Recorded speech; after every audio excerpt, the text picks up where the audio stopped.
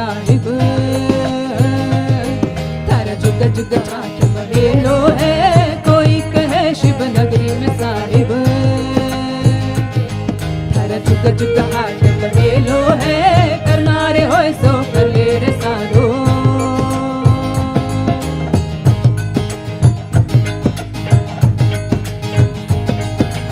अण समझा हरि दूर बतावे बतावे बतावे समझा सात कहे लो है सतगुरु सैण अमोलख जी हाँ हरदम हर को गेलो है सतगुरु सैण अमोलख जी हाँ हरदम हर को गेलो है करना रे होय सो कर ले रे साधो करना रे होय सो कर ले रे साधो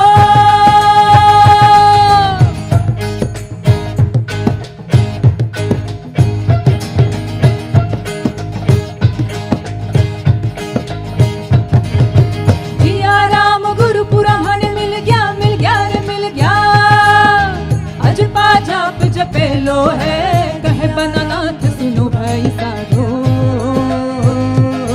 मारा सतगुरु जी को हेलो है कहे बनानाथ सुनो मेरे साधो मारा सतगुरु जी को हेलो है करना होय सो कर मेरे साधो करना रे होय सो कर ले रे साधो करना रे होय सो कर ले रे साधो करना रे होय सो कर ले रे साधो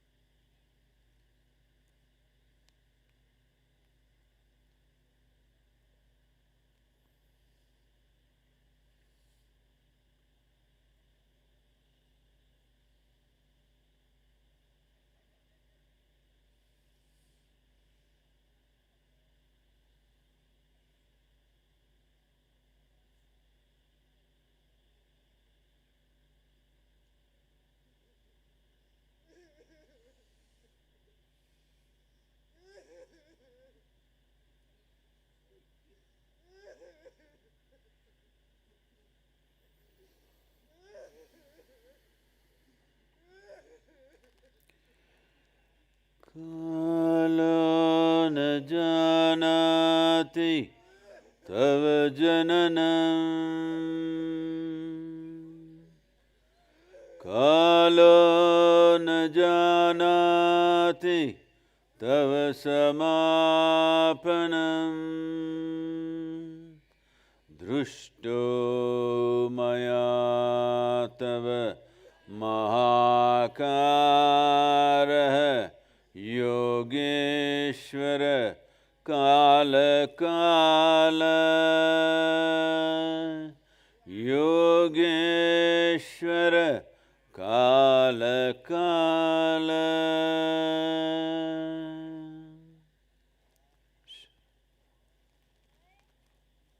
नमस्कारम to all of you who are here.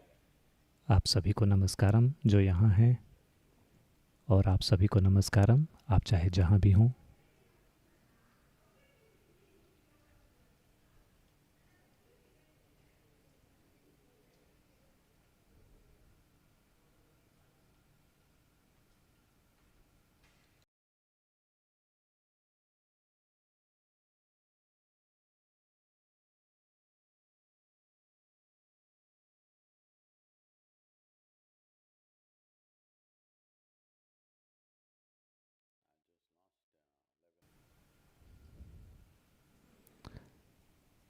मैंने अभी अभी अपने सन 2021 के 11 घंटे खो दिए।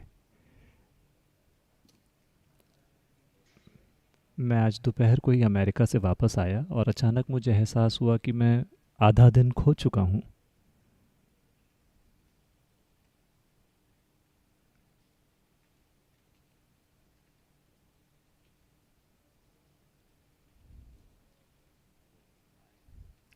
हवाई जहाज़ में यात्रा करते समय कुछ महीनों पहले कोई मुझसे पूछ रहा था, जब हमने एटर्नल इको किताब का विमोचन हुआ, कि सदगुरु आप कब किताब कविताएं लिखते हैं? इन दिनों केवल हवाई जहाज़ में भी लिखता हूँ।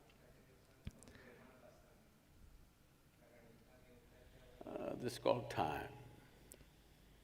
इस कविता का शीर्षक है समय। As ceaseless mill of time rolls on without a footprint upon the space that it traverses, but at once leaving a deep imprint upon human experience and of course wearing life down towards its end. As the ceaseless mill of time rolls on without a footprint upon the space that it traverses, but at once leaving deep imprint upon human experience and of course wearing life down towards its end.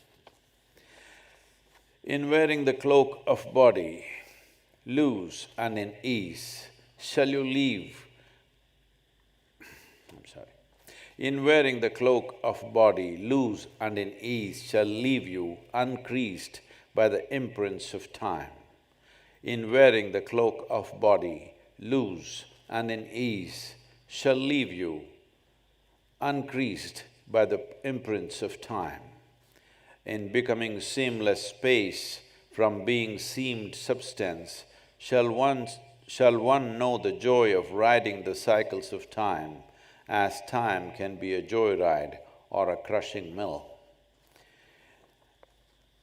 In wearing the cloak of body, loose and in ease, shall one leave you…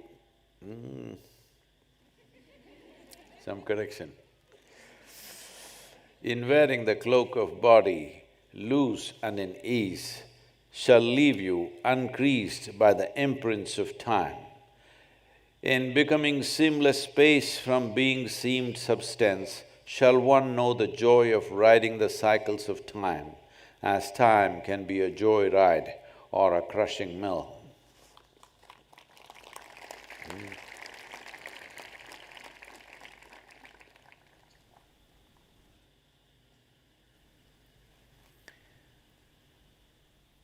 Well, it's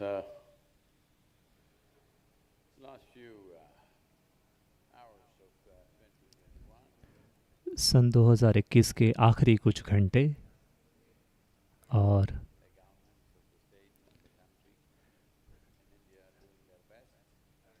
देश में, भारत में राज्य सरकारें और केंद्रीय सरकारें अपनी ओर से पूरा प्रयास कर रहे हैं, क्योंकि ये एक परंपरा है कि साल के आखिरी हिस्से में लोगों को वास्तव में बेवकूफ़ी भरी चीज़ें करनी चाहिए। ये एक ऐसी संस्कृति है जो पिछले 25-30 सालों में विकसित हुई है, शायद इसके पहले ऐसा नहीं था। तो सरकारें, ये मत सोचिए कि सरकार मिस्टर ओमाइक्रॉन का फैलाव बढ़ने से रोकने की कोशिश नहीं कर रही, वो बस ये देखना चाहते हैं कि आप कोई बेवकूफ़ी भरी चीज़ ना करें। अगर मैं कोई बेवकूफ़ी भरी चीज़ कहता हूँ तो वो इसलिए क्योंकि मैं भी जेट लैग में हूँ। तो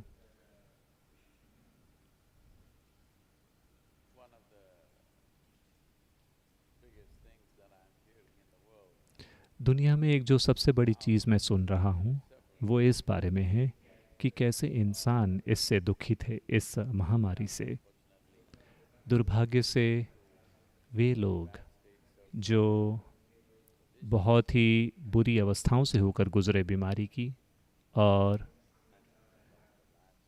कई लोगों ने अपनी जान गंवा दी। मेरे ख्याल से करीब 60 लाख से ज़्यादा लोगों ने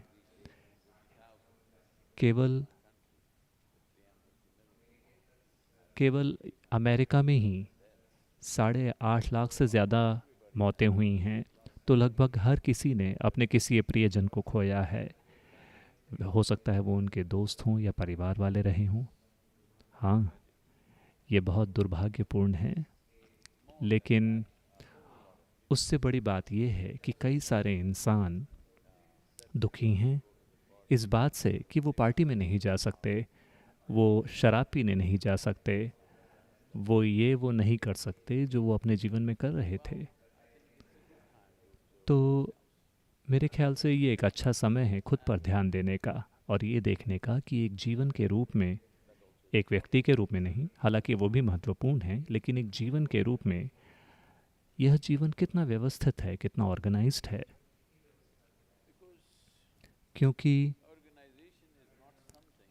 व्यवस्था कोई ऐसी चीज़ नहीं है जिसे आपको किसी जीवन को सिखाना होगा। ये एक ऑर्गेनिज्म है, ये एक जीवन है।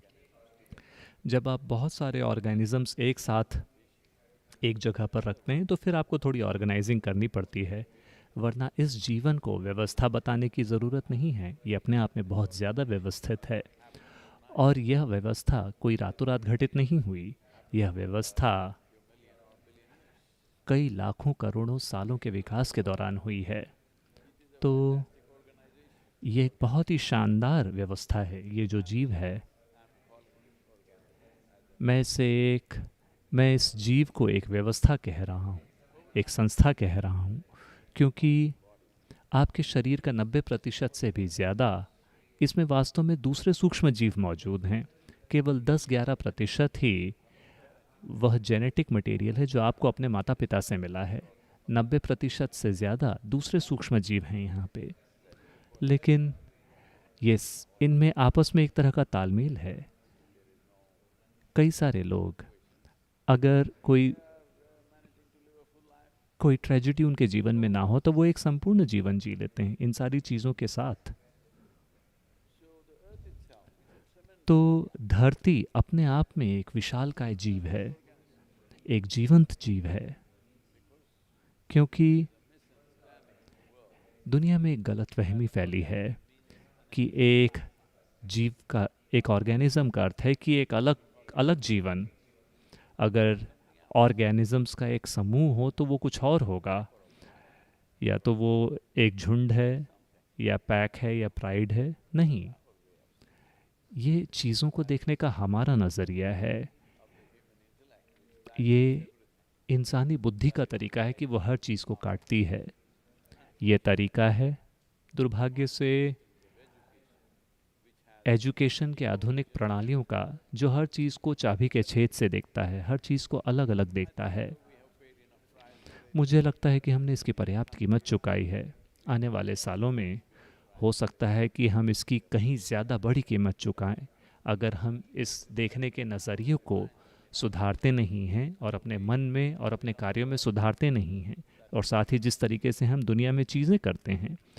कहने का अर्थ यह है कि हमें ये नहीं समझ आता कि यह धरती, ये अपने आप में एक जीवंत ऑर्गेनिज्म है, ये जिंदा है। ये मूर्खतापूर्ण विचार कि अगर आप यहाँ खोदेंगे तो यहाँ फास्फोरस है, आयरन है, मैग्नीशियम है और नाइट्रोजन और जो कुछ भी है, नहीं। चूंकि ये जिंदा है इसीलिए आप भी जिंदा हैं। अभी आप एक खुले मैदान में बैठे हुए हैं। आपको ये समझना होगा और इसे महसूस करना होगा। आप वास्तव में इसे समझ नहीं सकते क्योंकि ये बहुत ज़्यादा जटिल है। ये एक ऐसी प्रक्रिया है जो बहुत ज़्यादा पटिल है। जो सबसे बड़ी व्यवस्था है, सबसे महान ऑर्गेनाइजेशन है, वो आपके नीचे है जहाँ आप बैठे हुए हैं, क्योंकि असंख्य ऑर्गेनिजम्स तालमेल में एक साथ इस धरती पे जी रहे हैं, इस मिट्टी पे जी रहे हैं। ये एक ऑर्गेनाइजेशन है। अगर 100 लोग एक साथ आते हैं तो उन्हें आपस में कई दिक्कतें होती हैं, लेकिन ये एक ज़बरदस्त व्यवस्था है जहाँ इस मिट्टी में ढेर सारी गतिविधि हो रही है। जीवन इसलिए नहीं घटित हो रहा क्योंकि कुछ केमिकल साथ में आते हैं। अगर आप एक केमिकल सूप बनाते हैं तो वो जीवन नहीं बनेगा, लेकिन केमिस्ट्री उसमें शामिल है। देखिए, आप जिस पर बैठे हुए हैं, आपके नीचे मौजूद मिट्टी, इसमें एक तरह का लेन देन चल रहा है। ये एक ऐसा एक्सचेंज है जो इस धरती के किसी भी स्टॉक एक्सचेंज से ज़्यादा जटिल है। इसमें असंख्य जीव मौजूद हैं, प्राणी मौजूद हैं। वो कई सारे पोषक तत्व हासिल कर रहे हैं, मिनरल्स हासिल कर रहे हैं, और वो अलग अलग पेड़ों की, घासों की जड़ों की खोज में यहाँ वहाँ घूम रहे हैं, और वहाँ पे व्यापार हो रहा है, लेन देन हो रहा है। वो चीज़ों को केवल देते नहीं हैं, उन्हें कार्बन शुगर चाहिए। जब पेड़ वातावरण से कार्बन इकट्ठा करता है, उसे शक्कर में बदलकर उसे मिट्टी में जाता है, तो इन सूक्ष्म जीवों और जड़ों के बीच लगातार लेन देन हो रहा है कि किसे क्या मिलेगा। और ये लेन देन बहुत ही ज़्यादा परिष्कृत तरीके से हो रहा है, बहुत ही ज़्यादा एक ऐसे तरीके से हो रहा है जिसे इंसान, जिसके बारे में सोच भी नहीं कर सकते, कल्पना भी नहीं कर सकते। तो ये एक ऑर्गेनिज्म है जिसमें करोड़ों, अरबों, खरबों जीव मौजूद हैं। जैसे हम हैं, हम खुद को एक अलग जीवन मानते हैं, और इस धारणा ने दुनिया में बहुत ज़्यादा तबाही लाई है, इंसानों को बहुत ज़्यादा दर्द पहुंचाया है। जैसा कि मैं कह रहा था, इंसानों के लिए पिछले 1 या 2 सालों में सबसे बड़ा दर्द ये रहा है कि वो अकेले नहीं रह पा रहे हैं।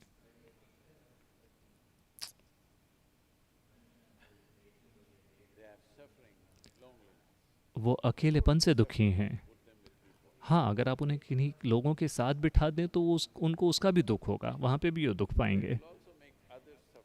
वो दूसरों को भी दुख देंगे अगर वो उनके साथ हों तो। अगर वे अकेले हैं तो इस हद तक कि वर्जीनिया की यूनिवर्सिटी में जो स्टडीज़ हुई हैं उसमें ये कहा गया है कि 67% पुरुष और 25% महिलाएं, जब उन्हें कमरे में अकेला छोड़ दिया गया, जहाँ किसी भी तरह का ध्यान भटकाने वाली चीज़ें नहीं थी, जैसे कोई टीवी या फ़ोन या पेन और पेपर भी नहीं था कि वो कुछ लिख सकें या पढ़ सकें, जब उन्हें अकेला छोड़ दिया गया तो 67% पुरुष और 25% महिलाएं,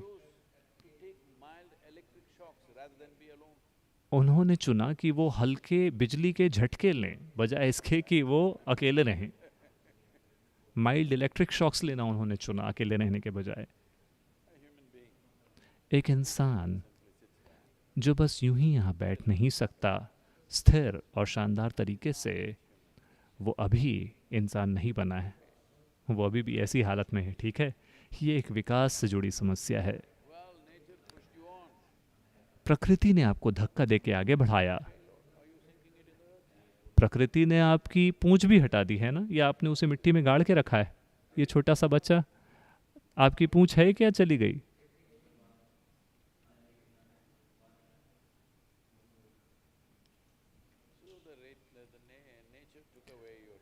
तो प्रकृति ने आपकी पूंछ आपसे ले ली, आपके दिमाग को बड़ा किया और आपकी सेरिब्रल एक्टिविटी को बढ़ाया, इस विश्वास के साथ आप कोई शानदार चीज़ करेंगे। लेकिन नहीं, आप चुप नहीं बैठ सकते। तो नया साल, एक और साल, पिछला साल, अगला साल, इसके कोई मायने नहीं हैं, क्योंकि ये वही है, ये वही इंसान है। और बेशक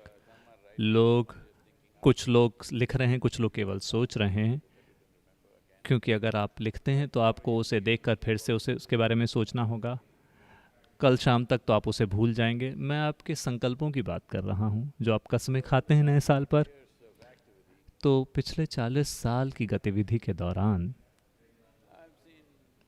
मैंने बहुत ही शानदार इंसानों को देखा है।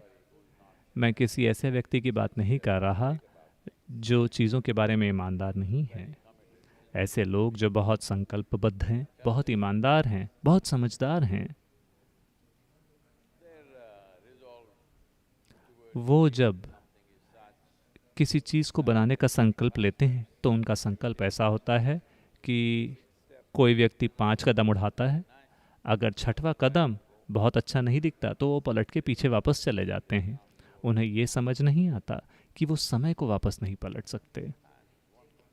समय एक ऐसी चीज़ है जिसे आप पलट नहीं सकते, एक ऐसी चीज़ जिसे आप कभी ठीक नहीं कर सकते, वो है बीता हुआ कल। उसे ठीक करने का कोई तरीका नहीं है। आप दिशाएं बदल सकते हैं, जिसकी वजह से, कुछ चीज़ों की वजह से हो सकता है कि कुछ चीज़ें कुछ कार्यों के लिए अनुकूल ना हो, लेकिन आप जीवन को पलटकर वापस नहीं ले जा सकते। जब आप कोई कदम उठाते हैं, जब आप कोई सांस अंदर लेते हैं, तो आप उसी सांस को फिर से अंदर नहीं ले सकते। आप उसी दिल की धड़कन को फिर से नहीं कर सकते। आप उसी पल को फिर से नहीं जी सकते। जो बीत चुका है वो बीत चुका है, और ये आपकी अनुमति के ना आगे दौड़ता जा रहा है। समय एक ऐसी चीज़ है जो बिना किसी अनुमति के, बिना किसी की अनुमति के लगातार दौड़ते जा रहा है, सौभाग्य से हम सभी के लिए एक ही गति से, एक ही वेग से। दुर्भाग्य से मैं रिक्वेस्ट करता रहा हूँ कि कम से कम दिन में, हर दिन मुझे 28 से 30 घंटे का समय मिले, लेकिन मुझे कोई जवाब नहीं मिल रहा है। वही 24 घंटे भी मिल रहे हैं मुझे। कई लोगों को ये नहीं पता कि अपने 24 घंटे कैसे बिताएं। वो संघर्ष कर रहे हैं और खुद को बिजली के झटके दे रहे हैं। तो ये एक ऐसी चीज़ है जो इंसानों को समझनी होगी कि जीवन अपने आप में एक विशाल व्यवस्था है, और इस मुकाम पे यह जीवन करोड़ों सालों के विकास के बाद पहुंचा है। अगर आप इसे अप्रिशिएट नहीं कर सकते, ऐसा इसलिए है क्योंकि आपने इस पर ध्यान ही नहीं दिया है। जैसा कि मैं पूरी दुनिया में घूमता रहा हूँ पिछले 2 महीनों में, मैं कई नेताओं से बात करता रहा हूँ, कई लोगों से बात करता रहा हूँ। एक सवाल जो मेरे पास बार बार आता है वो ये है कि सद्गुरु, आपको ये सब कैसे पता कि आपने पर्यावरण विज्ञान का अध्ययन किया है? मैंने कहा, एनवायरनमेंट या पर्यावरण, ये शब्द ही अपने आप में एक अपराध है, क्योंकि ये देखने के बजाय कि आप इस बड़ी प्रकृति का बस एक और हिस्सा हैं, आपको लगता है कि आप प्रकृति से अलग हैं, पर्यावरण से अलग हैं, ये अपने आप में एक अपराध है। जैसे ही आपकी विचार प्रक्रिया ऐसी हो जाती है, जैसे ही आपका नज़रिया ऐसा हो जाता है कि आप प्रकृति से ऊपर हैं या प्रकृति से परे हैं, फिर स्वाभाविक रूप से जो हो रहा है वो हो रहा है। आज आप जिस चीज़ को देखते हैं, मिट्टी के कटाव के रूप में, पानी की कमी के रूप में, हर वो चीज़ जो जीवन के लिए मायने रखती है, हर वो चीज़ जो हमारे जीवन को पोषित करती है, इसका कटाव केवल नतीजा है इंसानी मन में हो रही चीज़ों का। हमने ये नहीं समझा है कि हम इन सभी चीज़ों, वो सारा जीवन जो यहाँ हो रहा है, हम उसका एक नतीजा हैं। वो हमारा नतीजा नहीं है, लेकिन हमें अभी लगता है कि हम उन सभी के मालिक हैं, क्योंकि हम मौजूद हैं और पर्यावरण अलग है। नहीं, पर्यावरण अलग नहीं है। यह प्रकृति जीवंत है, और ये हमारा सौभाग्य है कि हम भी उसका एक हिस्सा हैं। ये एक बहुत बड़ा सौभाग्य है कि हम भी उसका एक हिस्सा हैं, और बात बस इतनी सी ही है। तो सद्गुरु, साल खत्म होने वाला है, मैं अगले साल के लिए क्या प्लान करूं? मैं चाहता हूं कि आप ये सोचें। देखिए, जो मैं अभी कहने वाला हूं उसमें एक बहुत बड़ा फ़ायदा है, आप एक लंबी उम्र जिएंगे। वो ये कि मैं चाहता हूं कि आप 24 घंटे के समय को 1 साल मान के चलें, बहुत ही उत्साह के साथ। आज रात आप सोने के लिए जाएं, और हर दिन ऐसा करें, क्योंकि आप हर दिन को 1 साल मानें। ये समय का सिर्फ एक चक्र है। मुझे यकीन है कि शायद केंचुए या चींटियाँ, या शायद ये जो कोरोना वाला बंदा है, मेरे ख्याल से कोरोना एक महिला थी, ओमिक्रॉन पुरुष के जैसा लगता है।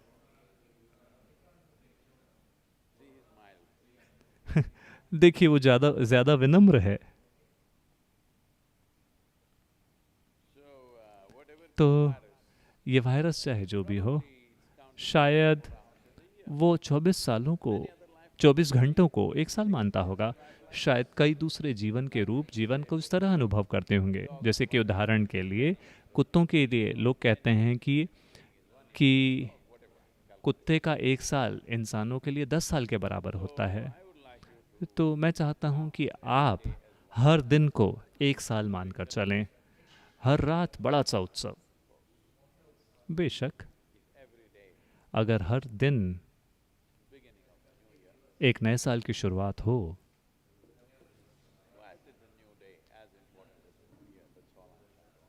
मैं बस ये कह रहा हूँ कि एक नया दिन एक नए साल के जितना ही महत्वपूर्ण क्यों नहीं है। एक नया दिन जो कि बहुत ही भव्य तरीके से पूरी दुनिया में शुरू होता है, शानदार सूर्योदय होते हैं। हालांकि बहुत ही कम लोगों ने उसे देखा है, ज़्यादातर लोग केवल उसे अपने फ़ोन के स्क्रीन पे देखते हैं, क्योंकि आपके फ़ोन के स्क्रीन पे वो आपके मनचाहे समय पर उगता है। तो जब इतनी शानदार घटना हर दिन सुबह हो रही है, तो फिर ये एक नई शुरुआत क्यों नहीं है? हर दिन एक नई शुरुआत है। सद्गुरु, हम तो उत्सव मनाने की प्लानिंग कर रहे थे, आप उसे बर्बाद कर रहे हैं। नहीं, मैं कह रहा हूँ 1 जनवरी भी वही है, उसका भी उत्सव मनाया जा सकता है, लेकिन मैं कह रहा हूँ कि हर दिन ये इतने शानदार तरीके से शुरू होता है कि हर दिन उत्सव मनाया जा सकता है। समस्या केवल इतनी है कि आपके जो मानसिक चक्र हैं वो इस फेस में आ गए हैं कि उसे बहुत सारा सपोर्ट चाहिए, बहुत सारी तैयारी चाहिए और कई सारी चीज़ें चाहिए। अभी शायद इस साल, शायद इसीलिए सरकार ने रात को कर्फ्यू लगा रखे हैं, क्योंकि शायद सभी जितने अल्कोहल वाले लोग हैं उन्होंने अपने हाथ पे लगा लगा के उसे ख़त्म कर दिया है। मैं उम्मीद करता हूँ कि यही सच हो। क्या आपको लगता है इसी वजह से ऐसा हो रहा है? तो एक बार ऐसा हुआ,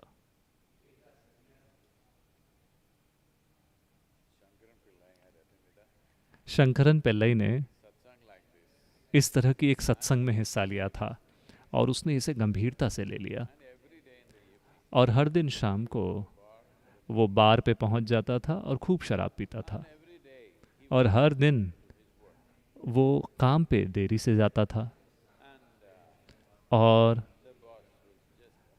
बॉस उसे नौकरी से निकालने ही वाला था। वो उससे बहुत परेशान था, उसने कई बार उससे कहा था, लेकिन वो हमेशा ऑफिस 1-1.5 घंटे लेट ही पहुंचता था।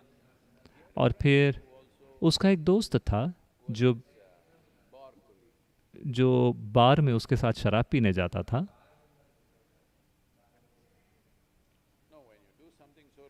देखिए, अगर आप कोई काम साथ में बार बार करते हैं तो वो आपका कलीग बन जाता है, लेकिन ये बंदा बिल्कुल समय पे ऑफिस पहुंचता था। तो शंकरी ने पूछा, तुम कैसे समय पे पहुंच जाते हो? हम दोनों रात को घर वापस समय पे जाते हैं, हम लगभग एक जितनी ही शराब पीते हैं, लेकिन तुम हमेशा ऑफिस समय पे पहुंच जाते हो। तो दोस्त ने कहा, देखिए, लगभग हम करीब 12 बजे रात को घर जाते हैं। हाँ, मैं जाते ही सो जाता हूँ, 2 बजे उठ के फिर से विस्की पीता हूँ, सोता हूँ, 4 बजे उठ के फिर से विस्की पीता हूँ, और 8 बजे उठता हूँ, और 9 बजे मैं ऑफिस पहुँच जाता हूँ। शंकराइन पिल्लई ने कहा, सोचा कि मैं भी कोशिश करके देखता हूँ, और उसने भी घर जाके यही कोशिश की, और उसे आश्चर्य हुआ कि वो 8:30 बजे उठ गया, और वो ऑफिस दौड़ते हुए गया, और 9:30 के पहले वो ऑफिस पहुंच गया। बॉस बहुत गुस्से में था। हो गया, अब मैं नौकरी से निकाल रहा हूँ। शंकरन पिल्लई ने कहा, क्यों? मैं रोज 1.5 घंटे लेट आता था, आज मैं केवल 27 मिनट लेट हूँ, और आप मुझे... बॉस ने पूछा 27 मिनट? पहले ये बताओ कि तुम सोमवार, मंगलवार और बुधवार को क्यों नहीं आए?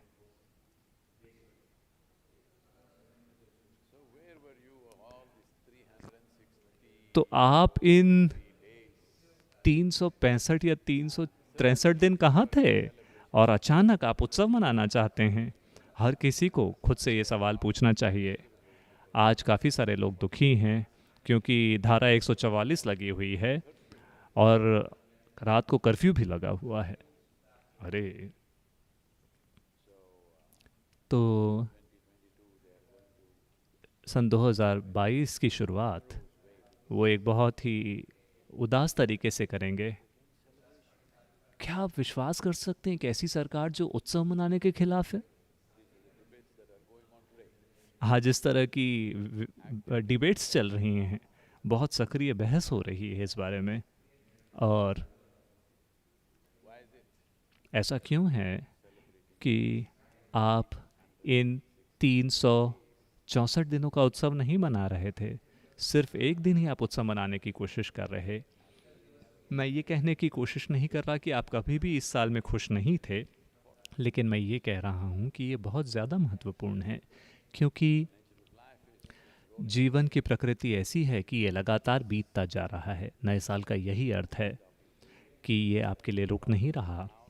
चाहे आप घर में बंद हों या ऑफिस में बंद हों या आप गटर में हों, इससे कोई फ़र्क नहीं पड़ता। समय बीतता जा रहा है, समय बीतता जा रहा है, यानी जीवन बीतता जा रहा है। तो ये जब यह जीवन की प्रकृति है कि जीवन की समय बिना रुके चलने वाली मिल है, तो समय तक पहुंचने का एक दूसरा तरीका भी है। सबसे महत्वपूर्ण चीज़ ये है कि एक इंसान को ये सीखना होगा कि कैसे स्थिर रहा जाए। तो अगर मैं कुछ भी नहीं करता तो क्या वो उपयोगी होगा?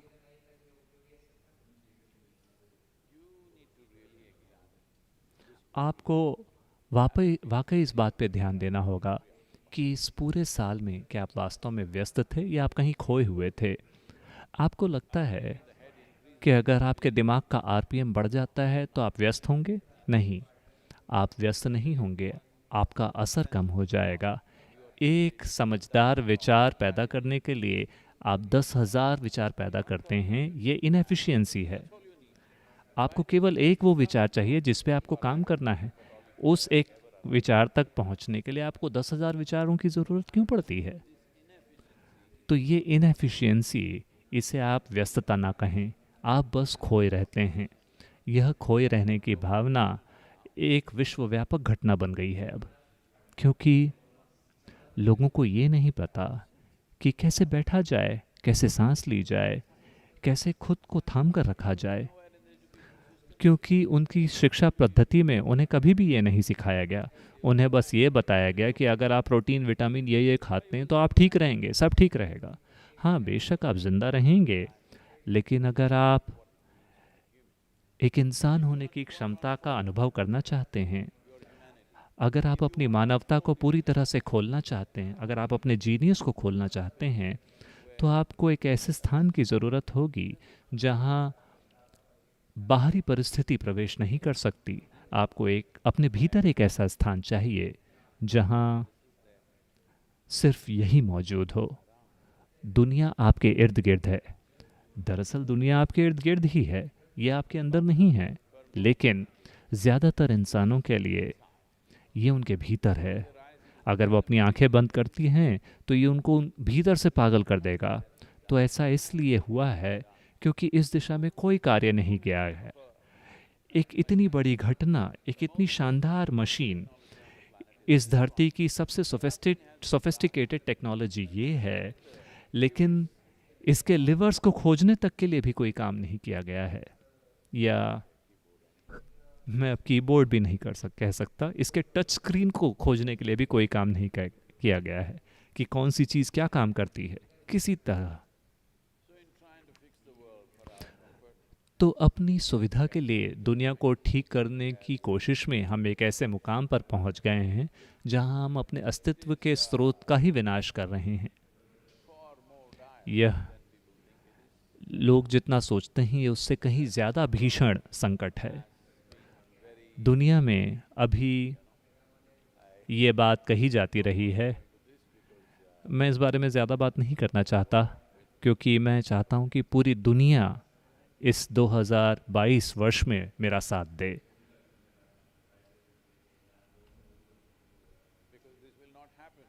क्योंकि ये तब तक नहीं होगा जब तक हर कोई इससे नहीं जुड़ता। सवाल ये नहीं है कि किसने क्या किया, क्योंकि हमेशा आंदोलन हुए हैं एक दुश्मन को स्थापित करके। ईशा के बारे में यही चीज़ खास है कि कोई भी दुश्मन नहीं है, लेकिन फिर भी हम हर समय व्यस्त रहते हैं। क्योंकि हमें पता है कि हम हर चीज़ के लिए ज़िम्मेदार हैं। हम हो सकता है उसमें सीधे रूप से जुड़े हों या सीधे रूप से ना जुड़े हों, लेकिन हम 100% ज़िम्मेदार हैं हर उस चीज़ के लिए जो हर इंसान इस दुनिया में करता है, और हर वो चीज़ जो हो रही है या नहीं हो रही है। क्योंकि चेतना का यही अर्थ है, यही एक इंसान होने का अर्थ है। क्योंकि हर दूसरा प्राणी उसे इस तरह से बनाया गया है कि उसकी सीमाएं तय हैं कि वो क्या कर सकता है, वो क्या नहीं कर सकता। इस धरती पर केवल एक ही ऐसा जीवन है जिसकी स्पष्ट परिभाषा नहीं है, और वो है एक इंसान। और ज़्यादातर इंसान इसी चीज़ से दुखी हैं। वो चाहते हैं कि एक परिभाषा मिल जाए, इसीलिए वो खुद को एक फ़िलॉसफ़ी से जोड़ते हैं, एक धर्म से, एक विश्वास प्रणाली से जोड़ देते हैं, क्योंकि वो खुद को एक परिभाषा में जोड़ना चाहते हैं। लेकिन इंसान होने की सबसे सुंदर बात यह है कि इस जीवन की कोई परिभाषा नहीं है, इसमें कुछ भी तय नहीं है, यानी कि ये आज़ाद है, इसका यही अर्थ है। लेकिन आज़ादी एक डरावनी चीज़ है। आप चाहेंगे कि आप 4 दीवारों के अंदर हों, क्योंकि ऐसा लगता है कि आज़ादी खतरनाक है। लेकिन आपने हमेशा अनजाने में इसी चीज़ की खोज की, लेकिन जब वो आता है तो आप डर जाते हैं। ये एक ऐसी चीज़ है जिस पर गौर करना होगा। इस आने वाले साल में मुझे उम्मीद है कि आप में से हर एक इस मूलभूत आयाम पर गौर करेगा कि आप अपना जीवन आज़ाद होने के लिए, मुक्त होने के लिए जी रहे हैं, या आप अपना जीवन ज़्यादा से ज़्यादा बंधन पैदा करने के लिए जी रहे हैं। क्योंकि बंधन का अर्थ है ये जीवन की एक परिभाषा हुई। मेरे साथ एक दिन ऐसा हुआ, मैं बस 19 साल का था, या बस 19 से बस थोड़ा सा ज़्यादा, 20 से थोड़ा कम, और मैंने तय किया कि मैं अपना खुद का खेत शुरू करूँगा। और चूँकि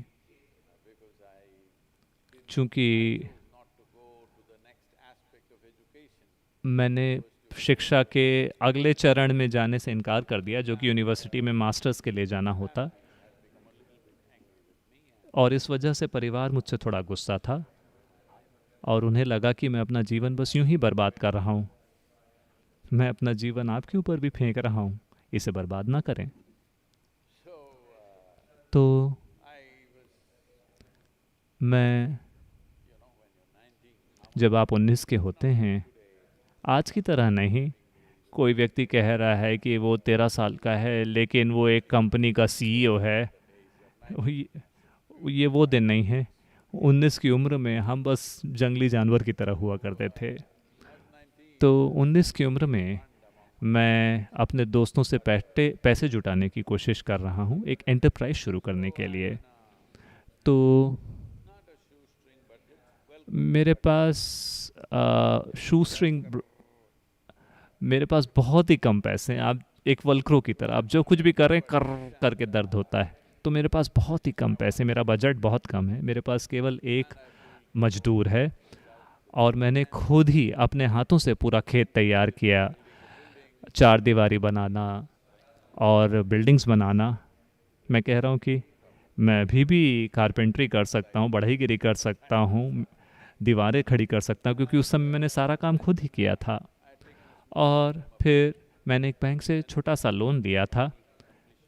फिर उन्हें आकर कंप्लीशन सर्टिफिकेट लेना था, और उन्होंने आकर देखा ये पूरा नहीं बनाया है। उन्होंने कहा इसमें पेंट नहीं है। मैंने कहा हे भगवान, ये गांव दूर दराज है, ये इसमें पेंट करने की क्या ज़रूरत है। उन्होंने कहा नहीं, जब तक आप पेंट नहीं करते हम कंप्लीशन सर्टिफिकेट नहीं दे सकते। ये ऐसा समय था जब हर रुपए खर्च करने में दर्द होता था। फिर मैं जाता हूँ और मैं पेंट की दुकान पे गया, सब कुछ बहुत महंगा था। फिर मैं एक दोस्त के पास गया जो कि मिलिट्री इंजीनियरिंग के कॉन्ट्रैक्ट करता था, और उसने कहा मेरे पास कुछ पुराना पेंट रखा है, मैं तुम्हें कम कीमत पे दे दूँगा। तो मैंने जाके वो ख़रीदा। मुझे लगा कि वहाँ पे अलग अलग रंग होंगे, वहाँ पे केवल एक ही रंग था, फार्म ब्लू, नीला रंग, जो सबसे बुरा कलर है, मुझे बिल्कुल पसंद नहीं था। और उसने कहा केवल यही रंग मौजूद है, और लगभग फ्री में ही उसने मुझे वो पेंट दे दिया।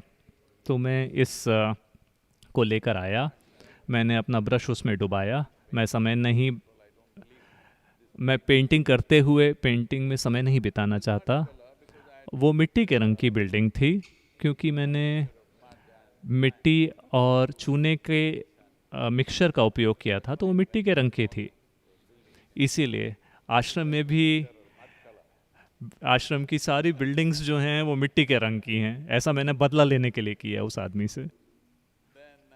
और फिर मैं इसमें समय नहीं ज़्यादा बिताना चाहता, और मैंने बड़ा सा ब्रश उसमें डुबाकर दीवार पे उसे लगाकर बस यहाँ से वहाँ एक बार मैंने चला।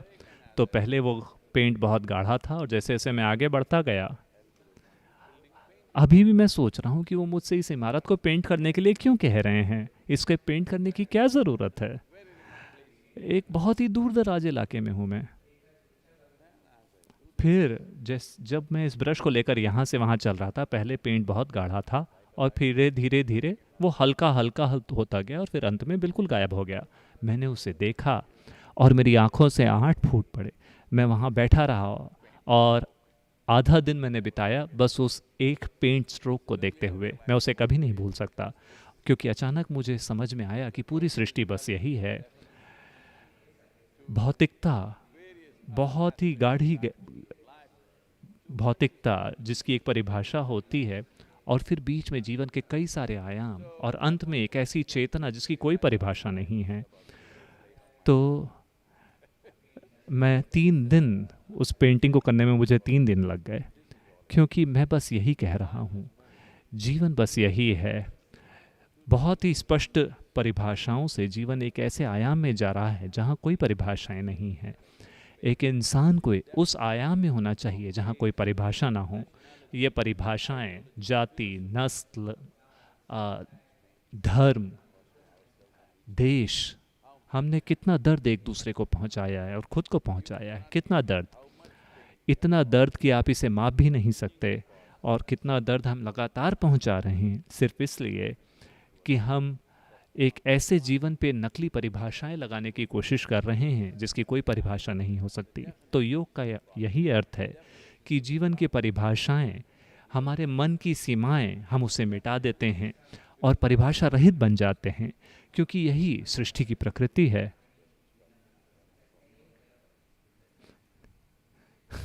जब मैं इस बारे में बात कर रहा हूं तो ये अपनी उपस्थिति महसूस करा रहे हैं। ये बस ये कह रहे हैं कि जो कुछ भी सद्गुरु कह रहे हैं वो मुझसे आया है।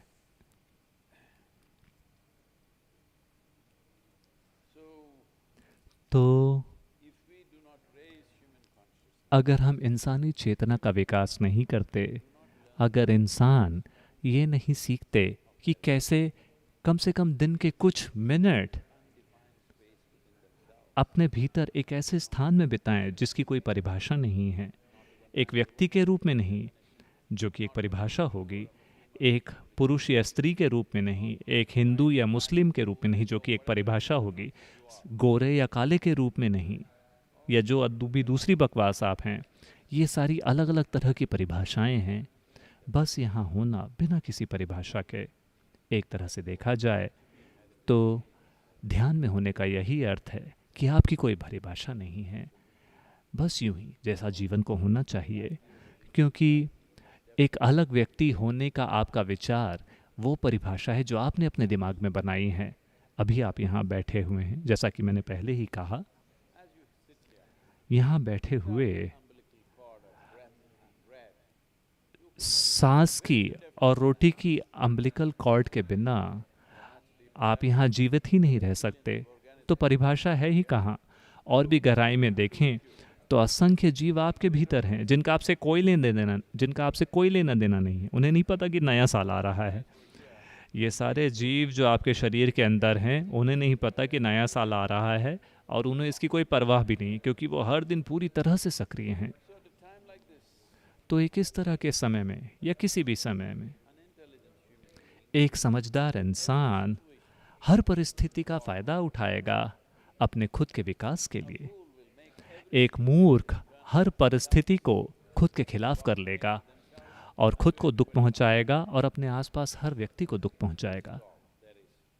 बात जीवन में बस यही है कि क्या आपका दिमाग जीवन के पक्ष में काम कर रहा है या जीवन के खिलाफ काम कर रहा है।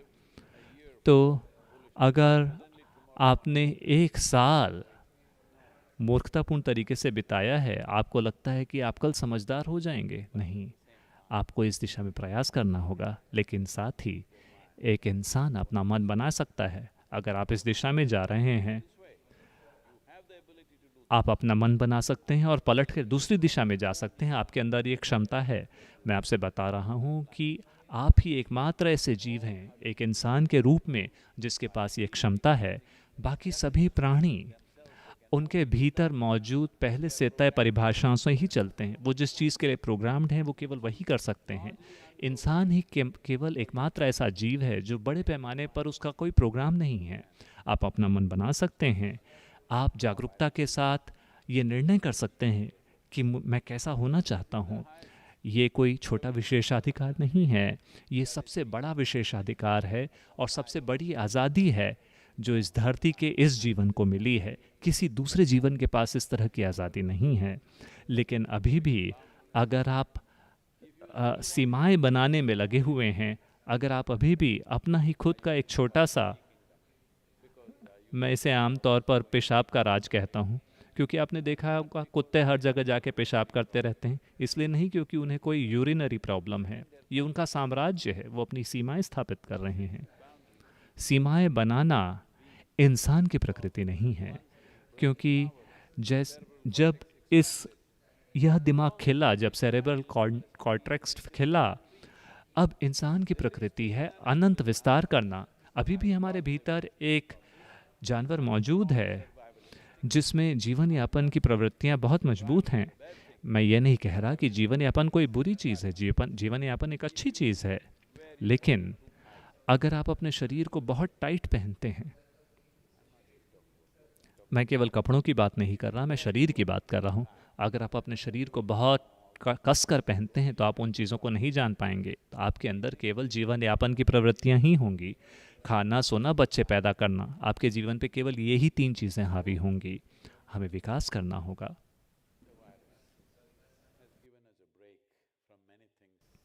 वायरस ने हमें कई चीज़ों से एक ब्रेक दिया है ताकि हम चीज़ों को ज़्यादा सावधानी से देख पाएं। केवल घर में बैठकर आप घर में बैठकर ये देख सकते हैं कि मेरे जीवन की प्रकृति क्या है, मैं किस चीज़ से चूक रहा हूँ। ऐसा क्यों है कि चाहे हम बैठें या खड़े हों हमें अनकंफर्टेबल लगता है। आखिर बात क्या है? इस पर गौर करने का समय आ गया है। आपको किसी धर्म ग्रंथ की ज़रूरत नहीं है, किसी शिक्षा की ज़रूरत नहीं है, किसी गुरु की ज़रूरत नहीं है। आपके पास पर्याप्त बुद्धि है। हो सकता है कि कोई आपको दिशा दिला दे, दिशा दिखा दे कि अगर आप इस दिशा में आगे बढ़ते हैं तो आप जल्दी पहुंच जाएंगे, बस। लेकिन हर इंसान के पास ज़रूरी समझ है, बुद्धि है कि वो ये कर सके। लेकिन अभी भी ये नहीं हो रहा है। तो अगला साल एक जागरूक धरती बनाने के लिए समर्पित है। हम बात मिट्टी की कर रहे हैं, लेकिन बात केवल उसकी ही नहीं है। आप सभी को मेरे ख्याल से इसके बारे में पहले से ही पता होगा, तो मैं उस बारे में ज़्यादा बात नहीं करूँगा। और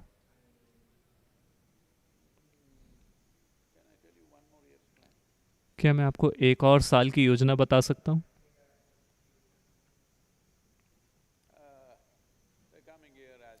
अगला साल, जैसा कि आप जानते हैं, हम 3 अरब से ज़्यादा लोगों को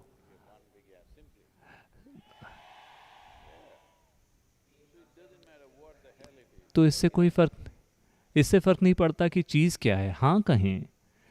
हम कोशिश कर रहे हैं कि 3 अरब से ज़्यादा लोग इस चीज़ के लिए हाँ कहें, जीवन के लिए हाँ कहें।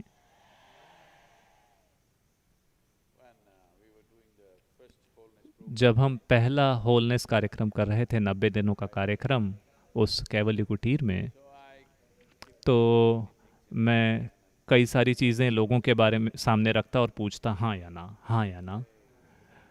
वो इन चीज़ों को देखते इस तरह से। एक दिन शायद करीब 55 या 60 दिनों के बाद, शायद 55 या 56 दिनों के बाद मैं हॉल के अंदर गया। वहाँ उन्होंने एक बड़ा सा बोर्ड लगा के रखा था, सद्गुरु हाँ और हाँ। मैंने कहा अगर आप हाँ और हाँ हैं तो हम आपके साथ चीज़ें कर सकते हैं। अगर आप हाँ ना हैं तो आपके साथ क्या किया जाए? आप केवल जीवन यापन की प्रक्रिया ही कर सकते हैं। आप इस जीवन को इसकी सीमाओं तक नहीं पहुंचा सकते अगर आप हाँ ना हो। 100% हाँ जीवन के प्रति आपको यही करना चाहिए इस साल। हेलो, हम अगले साल करेंगे? नहीं, अभी इस साल जीवन के प्रति एक बड़ा सा हाँ। और आप में से वो लोग जो आप में से अलग अलग शहरों में हैं, अगर आप सोच रहे हैं कि हाँ लेकिन कर्फ्यू क्यों लगा है, मैं हाँ कहना चाहता हूँ लेकिन ये कर्फ्यू क्यों लगा है, मैं बात कर रहा हूँ जीवन के प्रति हाँ करने की। जीवन आप जो करते हैं उसमें नहीं है, जीवन यहाँ है, ये अभी हो रहा है। सवाल केवल इतना है कि ये कितनी तीव्रता के साथ हो रहा है, या ये कितना ज़्यादा। अगर आप इसे पूरी तीव्रता लेकर जाते हैं, अभी आप के लिए जितनी तीव्रता तक जाना संभव हो, तो आप देखेंगे कि आप स्वाभाविक रूप से स्थिर हो जाएंगे। आप देखेंगे कि आप अपने शरीर को ढीला पहनेंगे। आप देखेंगे कि आपके मन ने जो परिभाषाएं बना रखी हैं, वो परिभाषाएं जो समाज आपके ऊपर लादने की कोशिश करता है, ये चीज़ें आपको रोक कर नहीं रखेंगी। ये सबसे महत्वपूर्ण है। इसके लिए आपको एक ऊंचे स्तर का जीवन चाहिए। हल्का जीवन ना जिए कि आप इसे अगले साल के लिए बचा कर रख रहे हैं।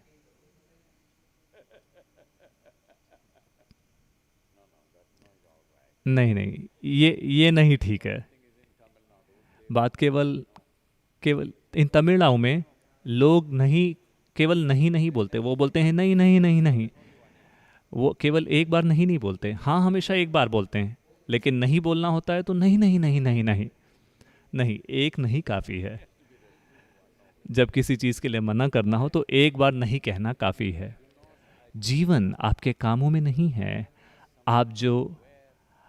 आप ये मानने की गलती ना करें कि आपका जीवन आपके कपड़े हैं, आपका काम है, आपका परिवार है, आपकी धन या दौलत है। वो जीवन नहीं है, वो जीवन की एक्सेसरीज हैं। हमने वो चीज़ें अपने जीवन में जोड़ी हैं। क्यों? इस जीवन को बेहतर बनाने के लिए, है ना? हेलो, क्या आप एक ऐसी नौकरी लेते जो आपको पता होता कि वो आपके जीवन को नुकसान पहुंचाएगी? नहीं, आपको पता है कि वो आपके जीवन को बेहतर बनाएगी। क्या आप शादी करते अगर आपको ये साफ साफ पता होता? क्या मैं गलत दिशा में आगे बढ़ रहा हूं? ठीक है, आपने हर चीज़ यह सोचकर की कि वो इस जीवन को बेहतर बनाएगी, है ना? तो आपको ये समझना होगा कि जीवन में एक्सेसरीज हैं, हम उन्हें आदर के साथ देखते हैं, उनके साथ शामिल होते हैं, लेकिन बात जीवन की है। हर चीज़ केवल एक जोड़ी हुई चीज़ है। अगर आप एक्सेसरीज को जीवन समझने की गलती करते हैं, तो फिर आप एक अलग जीवन भी नहीं हैं, आप हर जगह फैले हुए हैं। आप विचारों का एक झुंड हैं, आप भावनाओं का एक झुंड हैं कि आप खुद को एक साथ इकट्ठा भी नहीं कर सकते। अभी लोगों के साथ यही हुआ है। ख़ास तौर पर टेक्नोलॉजी से आपको इतनी ज़्यादा पहुंच मिल गई है, ये एक बहुत ही फैशनेबल चीज़ बन गई है हर जगह। मैं करीब 1 महीने कैलिफोर्निया में था और मैं कई महत्वपूर्ण लोगों से मिल रहा था, कई सेलिब्रिटीज़ से। हर कोई बात कर रहा है, ये कहता है कि सृष्टि मुझसे कह रही है, ब्रह्मांड मुझे बता रहा है।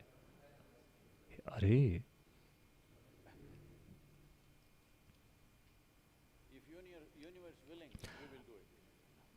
अगर ब्रह्मांड चाहेगा तो हम ऐसा करेंगे। तो मैंने बस इन चीज़ों पर ध्यान दिया और मैंने कहा कि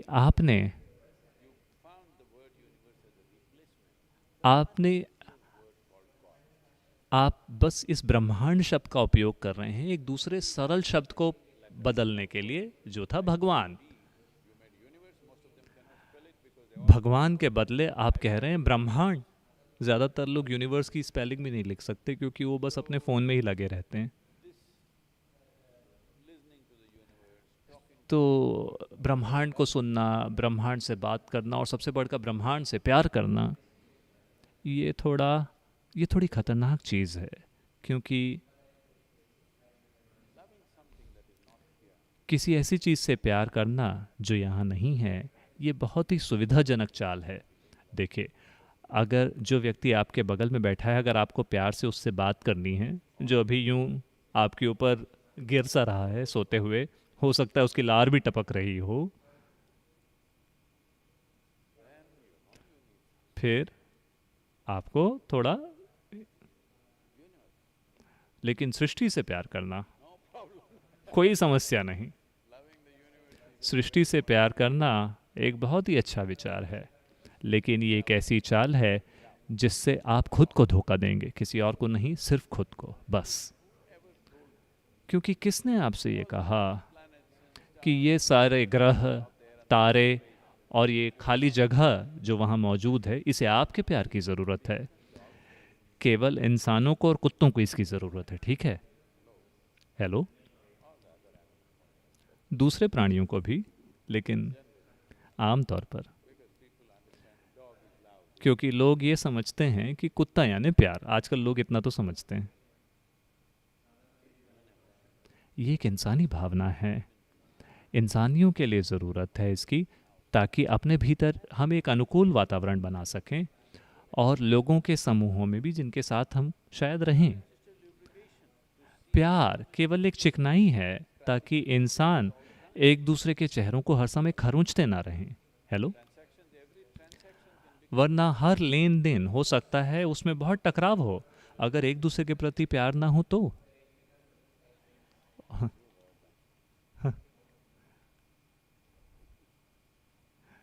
कुत्ते कह रहे हैं हाँ, आपने सुनी उनकी आवाज?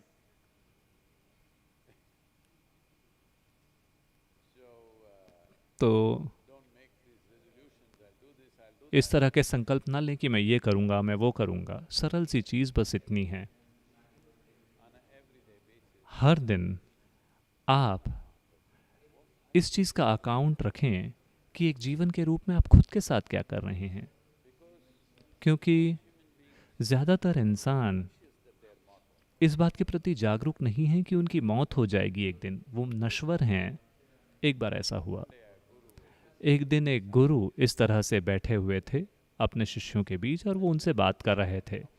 एक अजनबी कहीं से आया और उसने गुरु को गालियां देना शुरू कर दिया, बहुत गंदी गंदी गालियां दी,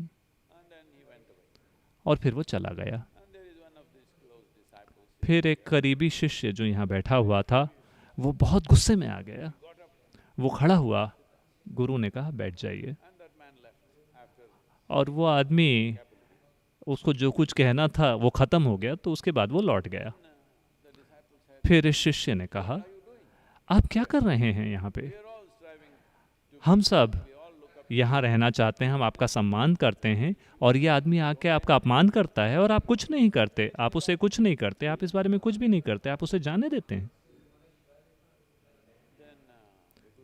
फिर गुरु ने कहा यहाँ आइए। गुरु ने कहा उस आदमी को छोड़ दीजिए।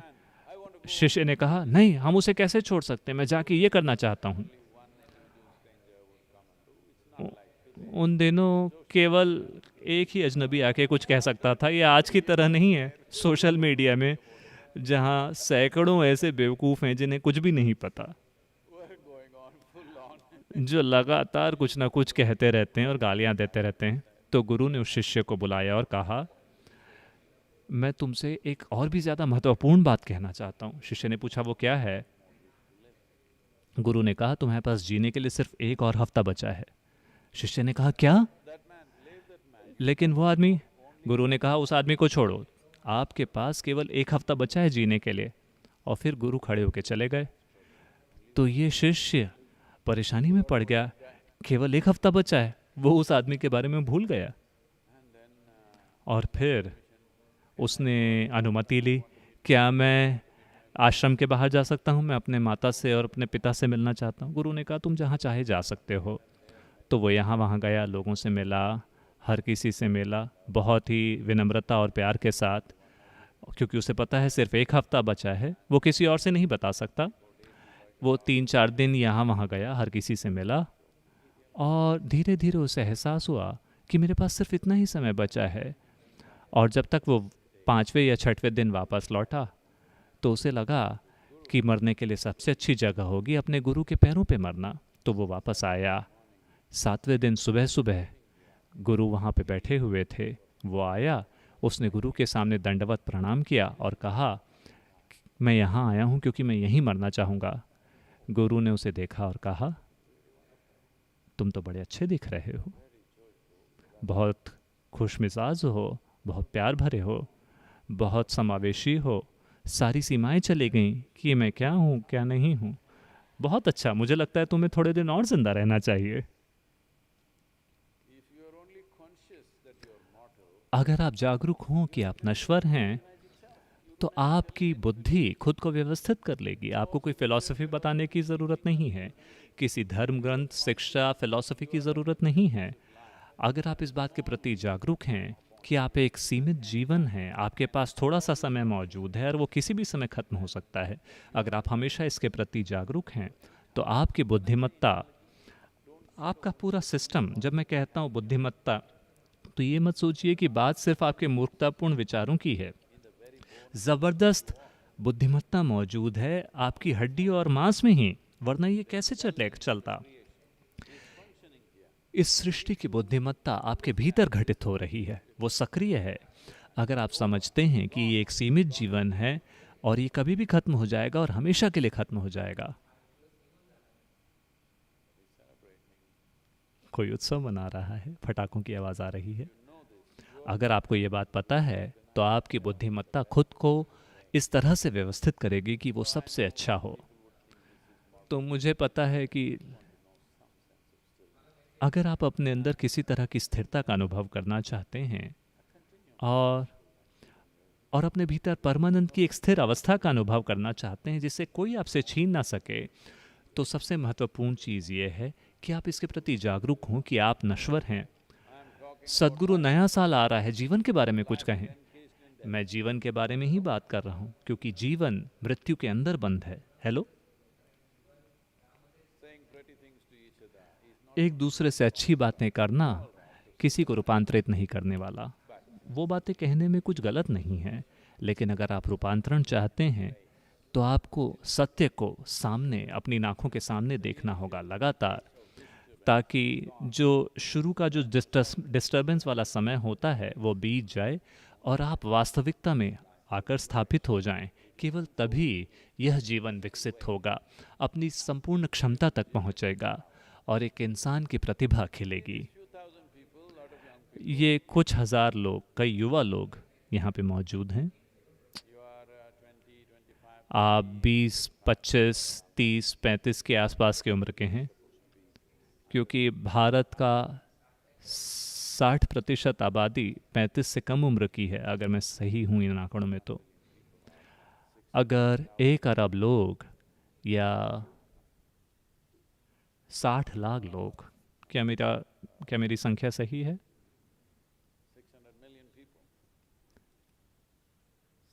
600 मिलियन लोग, अगर उनकी प्रतिभा थोड़ी सी भी खिल जाती है तो अरे, क्या आपको पता है ये देश कितना बड़ा चमत्कार बन जाएगा? पूरा देश, केवल देश ही नहीं, पूरा देश। अगर 600 मिलियन लोग अपनी जीनियस, अब उन्होंने खुद के लिए जो सीमाएं, देखिए किसी और ने आपके ऊपर ये सीमाएं नहीं बनाई हैं, प्रकृति ने ये सीमाएं आपके ऊपर नहीं बनाई हैं, आपने खुद ये सीमाएं बनाई हैं। आप कहते हैं नहीं, मेरे पिता ने मुझे बताया, मेरे पंडित ने ये बनाया। अरे, उन्हें जो कहना था उन्होंने कह दिया, लेकिन आपको ऐसा दिमाग दिया गया है जिससे आप जीवन को देख सकते हैं कि वो कैसा है। हर व्यक्ति वो कह सकता है जो वो चाहे, लेकिन आपके पास एक बुद्धिमत्ता है, आपके पास एक चेतना है कि आप जीवन को उसके असली रूप में देख सकते हैं। दूसरी कई सारी चीज़ें जो धर्म ग्रंथों में लिखी हैं आप नहीं देख सकते, लेकिन ये चीज़ें इस धर्म ग्रंथ में लिखी है कि ये नश्वर है। हेलो, ये बिल्कुल साफ साफ लिखा है, 100% लिखा है। केवल एक बेवकूफ़ एक ऐसे मुकाम पे पहुंच चुका है कि उसे लगता है कि वो हमेशा जिंदा रहेगा। यह नश्वर है, इसकी मौत होगी। अगर अपने जीवन के हर पल आप इसके प्रति जागरूक हैं तो आप देखेंगे कि आपकी बुद्धिमत्ता खुद को इस तरह से व्यवस्थित करेगी कि दुनिया एक शानदार जगह बन जाएगी। तो सन 2022 ये आपके एक संकल्प लेने के बारे में नहीं कि मैं सुबह उठकर शांभवी करूंगा, मैं ये करूंगा। नहीं, 2022 हम इस दुनिया को अभी उसके वर्तमान हालत से कहीं ज्यादा बेहतर अवस्था में छोड़कर जाएंगे।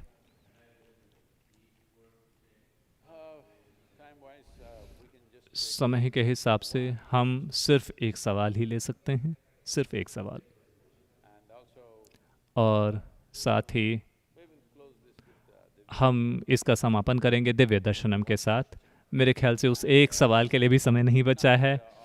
आज मध्य रात्रि को 11:40 को ध्यान लिंग में नादाराधना होगी, जो कि शायद सुबह 12:30 बजे तक चलते रहेगी। तो ध्यान लिंग की उपस्थिति में होना अगले साल के लिए पहले कदम के रूप में अगले साल को शुरू करने का एक शानदार तरीका होगा, क्योंकि ध्यान लिंग कई रूपों में संपूर्ण स्थिरता है और एक ही साथ उसमें सबसे ऊंचे स्तर की का उल्लास भी है। तो कम से कम उन पलों के लिए, कुछ पलों के लिए वहाँ समय बिताएं या मंदिर के इर्द गिर्द बैठें, बस स्थिर होकर बैठें। ये उत्सव बनाने का एक नया तरीका है, तीव्र लेकिन बिल्कुल स्थिर। इस बात के प्रति जागरूक रहना कि हम बस एक छोटी सी चिंगारी हैं समय स्थान के इस बड़े से अस्तित्व में, एक ऐसी चिंगारी जो अपनी भव्यता में है। हमारे पास आपको पूरी तरह से जगमगाना चाहिए, कल नहीं आज।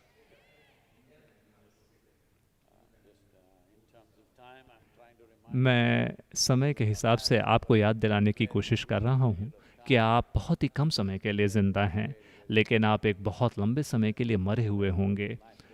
तो अभी आप जो जीवन हैं उसका पूरा उपयोग करें और लाइफस्टाइल को लाइफ समझने की गलती ना करें।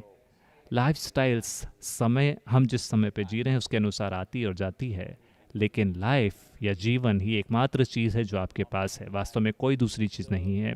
जीवन की घटना एकमात्र चीज़ है जो यहाँ हो रही है, बाकी सब सिर्फ आपके सिर में है। हेलो, आइए इसे संभव बनाएं।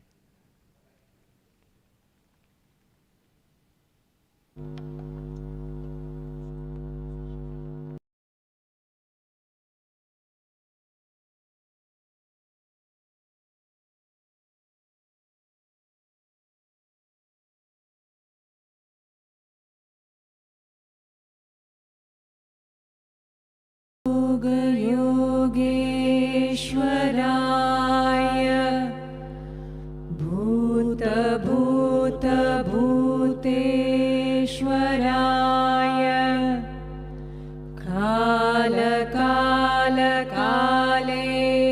कालेश्वराय शिव शिव सर्वेश्वराय शम्भो शम्भो महादेवाय।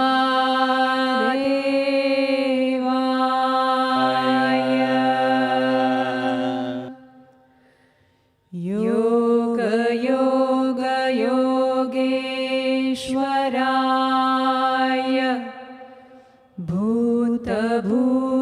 भूतेश्वराय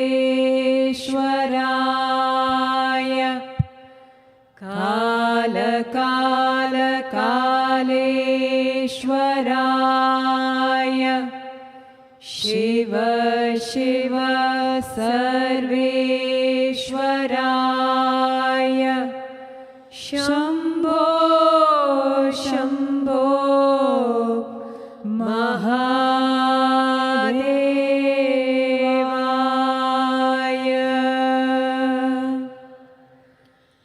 योगेश्वराय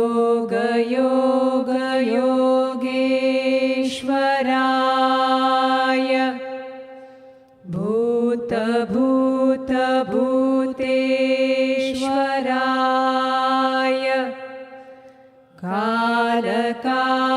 कालेश्वराय Shiv Shiv सर्वेश्वराय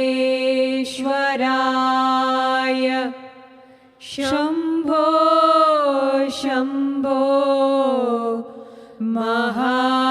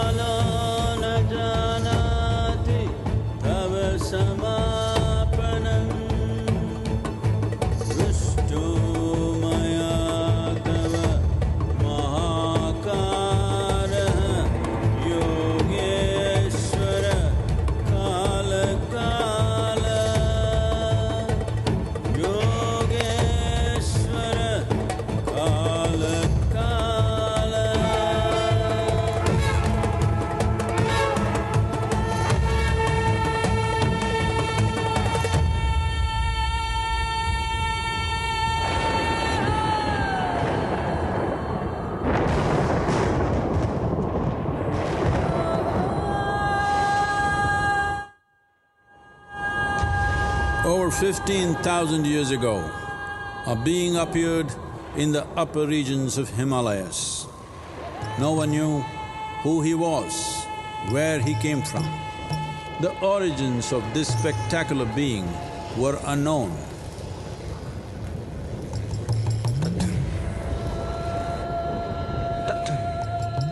When his ecstasy allowed him some movement, he danced wildly.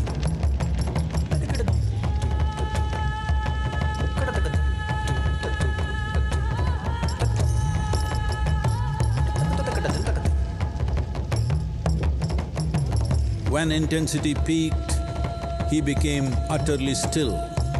People saw that he was experiencing dimensions that no one had ever known or able to fathom. His ecstasy and intensity allowed him to transcend his physical form. Witnessing an individual human in union with the cosmos, they called him a yogi, as he was the first one, the Adi-yogi.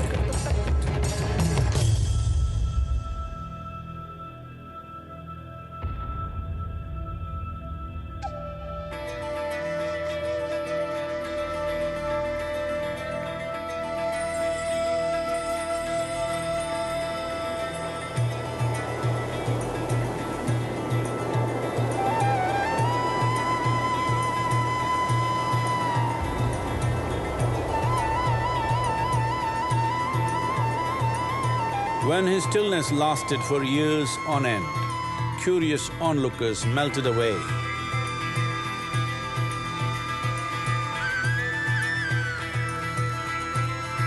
Only 7 seekers remained, as they could not tear themselves away from him.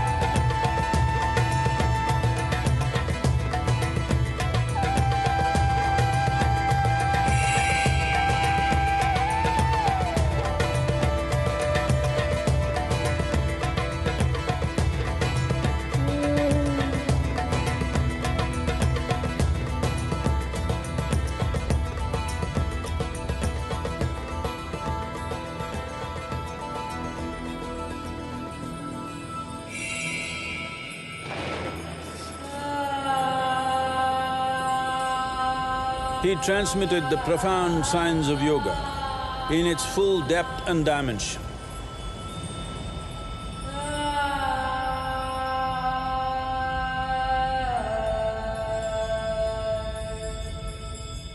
He expounded 112 methods of attainment, offering his disciples access to the deepest innards of creation.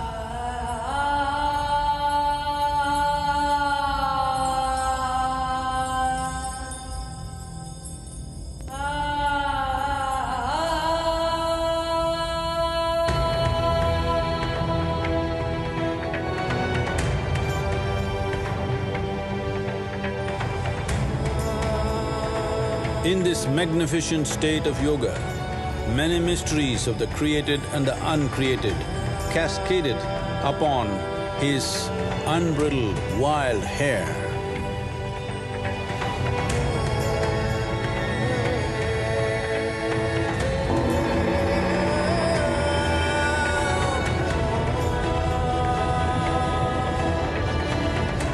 It was a vision of the very core of the cosmos in all its profundity and magnificence, a vision of the unfathomable mysteries of the universe, a most overwhelming vision the sages and Devi Parvati had ever witnessed.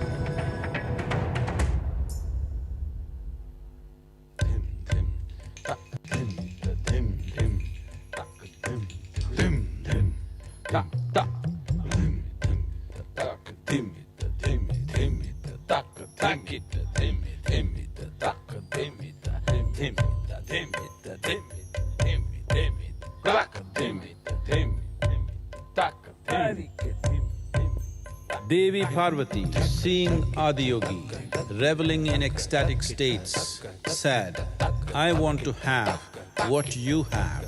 Show me the way."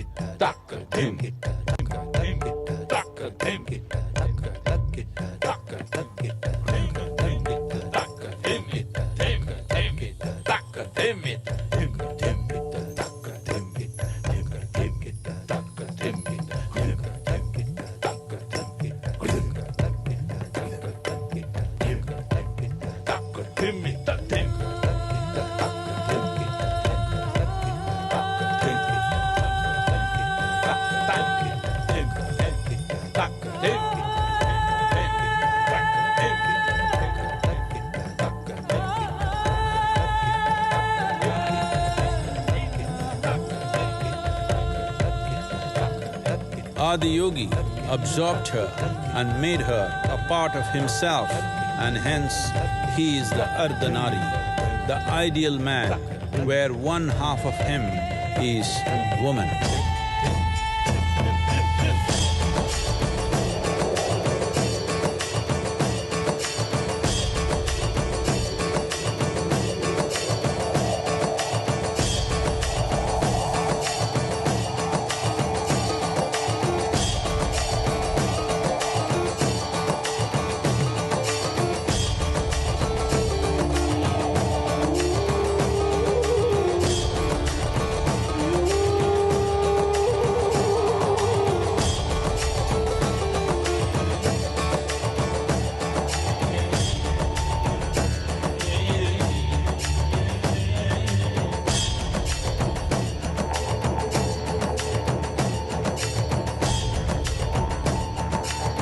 Seeing the splendor of this magnificent union, Ghanas, his constant companions, asked, "What about us?"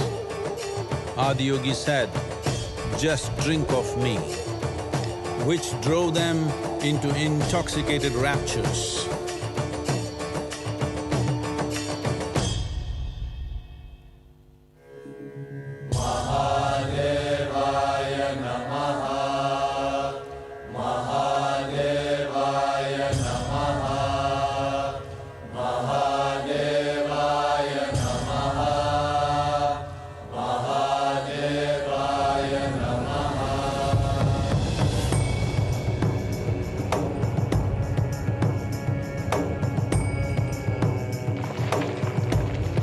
Seven sages, the Saptarishis, took the sacred science of yoga in all its forms to human habitations across the planet, which turned into crucibles of civilization.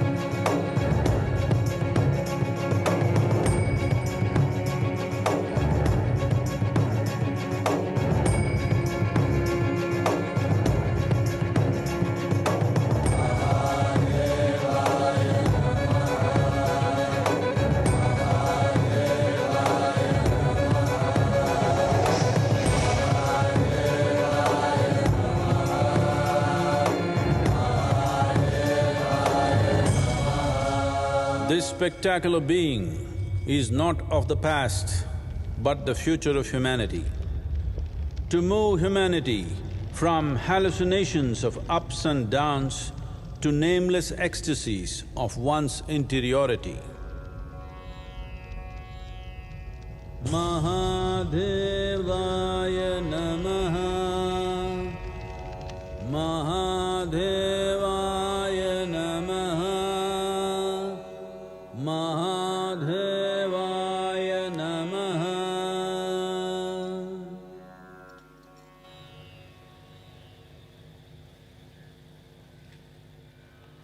Yoga Yoga Yogeshwaraya Bhuta Bhuta Bhuteshwaraya Kala Kala Kaleshwaraya Shiva Shiva Sarveshwaraya Shambho Shambho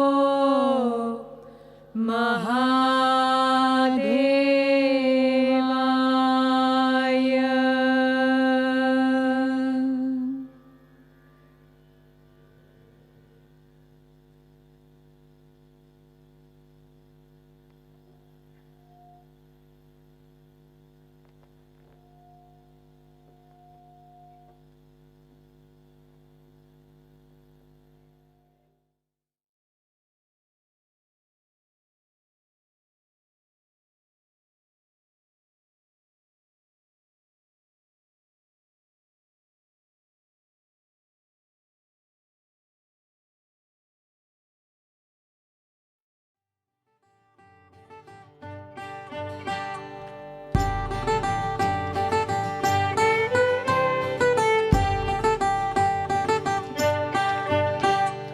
பூக்களெல்லாம் மலர்வதென உயிர் நோக்கம் தானே மரங்களெல்லாம் வளர்வதென உயிர் நோக்கம் தான் ஆசையெல்லாம் வளர்வதென உயிர் நோக்கம் தானே ஆழ்மனதில் இருப்பதென உயிர் நோக்கம் தான் பிறக்கும் உயிருக்கெல்லாம் ஒரு நோக்கம் தானே.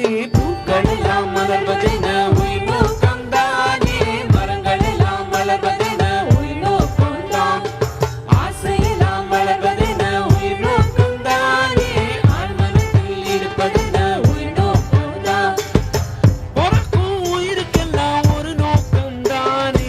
பூக்களெல்லாம் மலர்வதென உயிர் நோக்கம் தானே மரங்களெல்லாம் வளர்வதென உயிர் நோக்கம் தான் ஆசையெல்லாம் வளர்வதென உயிர் நோக்கம் தானே